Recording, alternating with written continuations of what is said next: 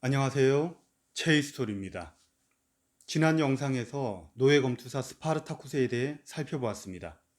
오늘 영상의 주제는 검투 경기, 피로 물든 로마, 글라디아토라 편입니다. 사실 검투 경기는 로마의 대중 이벤트치고 규모가 작은 편에 속합니다.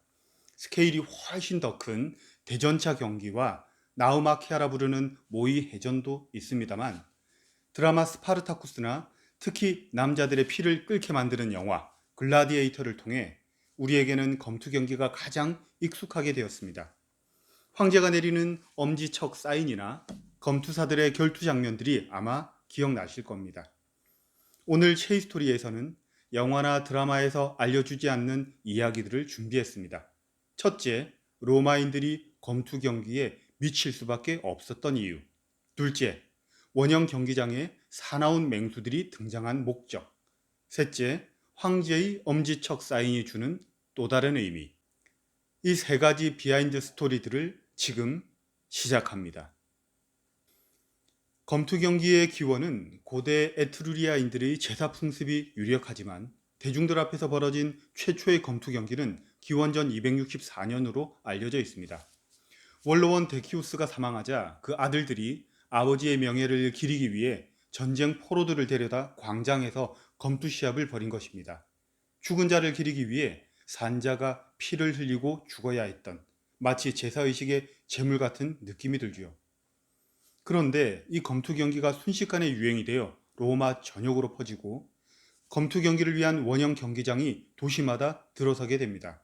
상황이 이쯤 되자 원로원이나 상류층 귀족들은 앞다투어 검투 시합을 열게 되는데 이는 자신들의 인기와 명성을 쌓아나가는 중요한 정치적 수단이 되죠. 인기에 눈이 멀어 분수에 넘치는 검투 시합을 욕심내다가 사기도 당하고 결국 전 재산을 탕진해버린 귀족들도 제법 많았습니다. 이런 사람들은 2000년 전에도 호구라고 불렀다지요. 검투 경기는 로마의 대중문화로 완전히 자리 잡습니다. 사나운 맹수와의 결투, 베나티오는 오전에 벌어지고 점심시간에는 굶주린 맹수에게 범죄자를 던져주고 잔혹한 처형식을 즐겼습니다. 그리고 오후에는 메인 검투사끼리의 결투, 글라디아토라가 벌어집니다.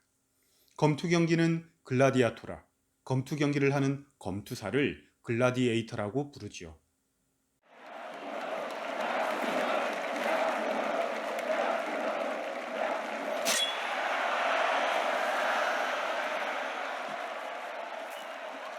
We who are about to die, salute you! 죽음을 각오하고 경기장에 들어선 검투사들이 황제에게 올리는 인사말입니다. 장방형의 넓은 경기장에서 칼이나 그물, 삼지창 등의 무기를 든 검투사들의 결투는 어느 한쪽이 죽을 때까지 싸우는 데스매치로 유명하지만 모든 경기가 패자의 죽음으로 끝나는 것은 아닙니다. 죽이지 않고 항복을 받아내는 것이 검투사의 실력이었고 일방적인 승리보다 아슬아슬한 접전에 사람들이 더 크게 열광했기 때문입니다.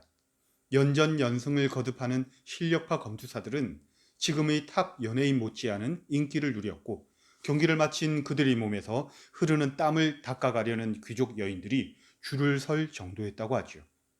참고로 저도 땀은 좀 많은 편입니다. 검투사들을 양성하는 프로모션이 있었고 든든한 스폰서들의 후원을 받았습니다. 기본적인 룰과 심판이 있는 엄연한 경기였기 때문에 막장 길거리 싸움과는 그 격이 달랐다고 전해집니다. 오늘 영상의 첫 번째 비하인드 스토리. 제사의 한 부분으로 시작해 귀족들이 정치 수단으로 발전한 검투 경기가 이렇게 로마의 대중문화로 깊숙이 자리 잡을 수 있었던 이유 중 하나는 바로 피에 길들여진 로마인들의 호전적인 기질 때문입니다. 공화정 로마에서 제정 로마에 이르기까지 수많은 전쟁을 치르면서 로마는 대제국으로 성장해 왔습니다.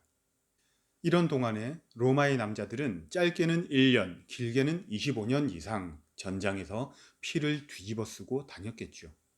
이들이 제대를 하고 하얀 토가를 걸치고 제 아무리 점잖은 척 흉내내고 다녀도 반평생 전장에서 쌓인 폭력성을 쉽게 없애기는 어려웠습니다. 핏물을 뒤집어 쓴 채 서로 죽일 듯이 뛰어다니는 검투사들을 보며 로마인들이 얼마나 열광했을지는 불을 보듯 뻔한 일입니다. 이런 대리만족을 통해 피 끓는 로마인들의 감정을 통제했다는 분석도 나오고 있습니다. 다음 두 번째 비하인드 스토리. 베나티오라고 부르는 맹수 사냥은 도대체 어떤 목적을 가지고 있었을까요? 고대 로마는 유럽과 아프리카, 중동에 걸쳐 대제국을 건설했습니다. 이 드넓은 영토를 실제로 둘러보기는 불가능하죠. 특히 수도 로마에 살고 있는 시민들이 그랬습니다. 어느 지역을 점령하고 영토가 얼마나 넓어졌는지에 대한 개념이 없죠. 이따금 개선 행렬에 딸려오는 노예들이나 포획한 전리품을 보면서 대충 가늠만 할 뿐이지요. 그래서 당시 지도층들은 로마의 넓은 영토 구석구석에서 희귀하고 또 이국적인 맹수나 야생동물을 끌고 옵니다. 사자, 호랑이는 기본이고 코끼리, 기린, 하마, 곰, 코뿔소 같이 로마 시민들은 난생 처음 보는 동물들이 경기장에 등장하게 됩니다. 특히 콜로세움으로 불리는 플라비우스 원형 경기장에는 맹수들과 검투사들이 지하 대기실에서 경기장 중앙으로 바로 등장하도록 16개의 엘리베이터가 설치되어 있었습니다. 어두운 지하에 갇혀 있다가 갑자기 거대한 원형 경기장 가운데 올려지고 보니 도움으로 덮인 경기장 안에 8만 관중들의 함성 소리가 메아리 치고 있습니다. 어느 동물이건 미쳐 날뛰지 않는다면 오히려 제정신이 아니겠죠. 극도로 흥분한 맹수들 앞에 로마 병사 복장을 한 검투사들이 등장하게 되면 이제 인간과 짐승 사이에 자비도 규칙도 없는 사륙전이 시작됩니다. 콜로세움 완공을 기념하는 100일 축제 기간에는 하루 최대 5천 마리의 맹수가 죽어나가기도 했습니다. 가죽은 시민들에게 기념으로 나눠주고 죽은 사체는 대기 중인 맹수들에게 먹이로 던져졌습니다. 콜로세움에서 흘러든 핏물은 티베레강을 가득 채웠고 피비린내가 수십일 동안 진동했다는 기록이 남아있지요. 그런데 여기서 검투사와 맹수들과의 결투에는 권력자들의 큰 그림이 숨어 있었습니다. 검투사들이 입고 있는 로마 군단의 갑옷이 바로 그 힌트가 되겠습니다. 맹수 사냥 시간은 로마 시민들을 대상으로 한 초특급 홍보 이벤트였습니다. 당신네들은 단 한 번도 상상해 본 적 없는 이런 거대하고 엄청난 동물들이 사는 곳이 다 우리 로마 땅이 되었다. 이 땅을 차지하기 위해 우리 군대가 이렇게 처절하게 싸웠고 고귀한 승리를 거두었다라는 의미입니다. 로마의 광대한 영토와 함께 권력자들의 위대한 업적을 홍보하는 이 간접 광고는 로마 시민들을 국뽕에 제대로 취하게 만들었습니다. 이렇게 파이팅 넘치고 잔인한 광고가 세상 천지에 다시 없지요. 자, 다시 검투 경기로 돌아와서 세 번째 비하인드 스토리. 승부는 끝이 났습니다. 마지막까지 정정당당히 승부했다면 승부에 지더라도 살아남을 확률이 높았겠지요. 만약 비겁한 방법을 동원해 관중들을 실망시켰다면 어떡합니까? 죽어야지요. 엄지손가락을 위로 들어 살리고 아래로 내려 죽인다고 영화에서 보셨죠.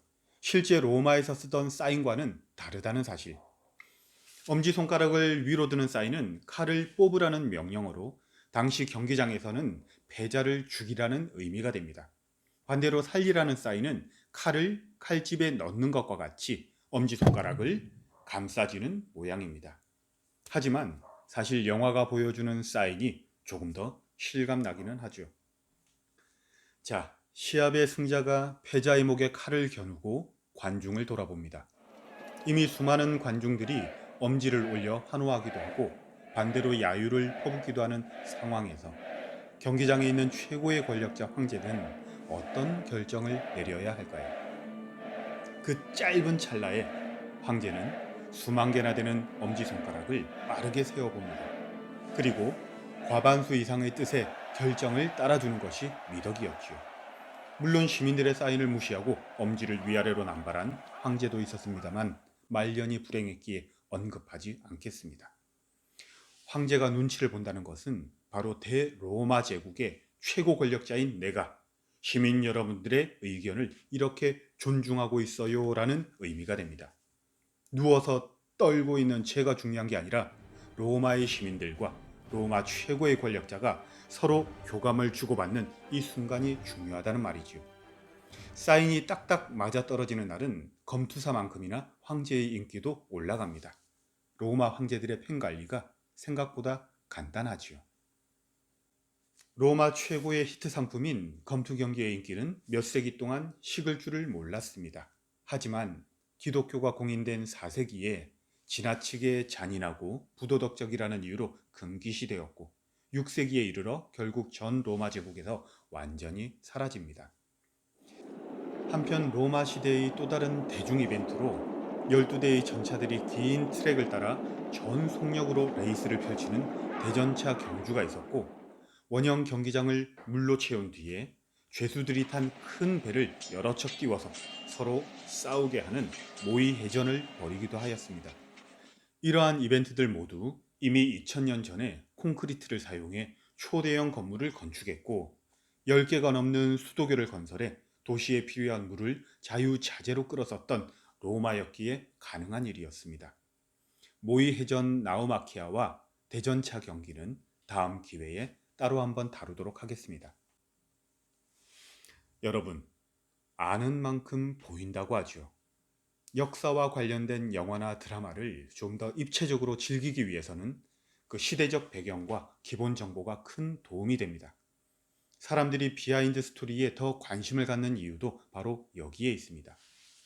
따지고 보면 여행도 마찬가지입니다. 여행지에 대한 정보와 기억을 잘 정리하게 되면 여행이 즐거워지는 것은 물론 그 가치도 높아진다고 하죠. 체이스토리가 가치 있고 또 즐거운 여행을 준비하시는 여러분에게 조금이나마 도움이 되길 기대하면서 오늘 영상을 마칠까 합니다. 감사합니다.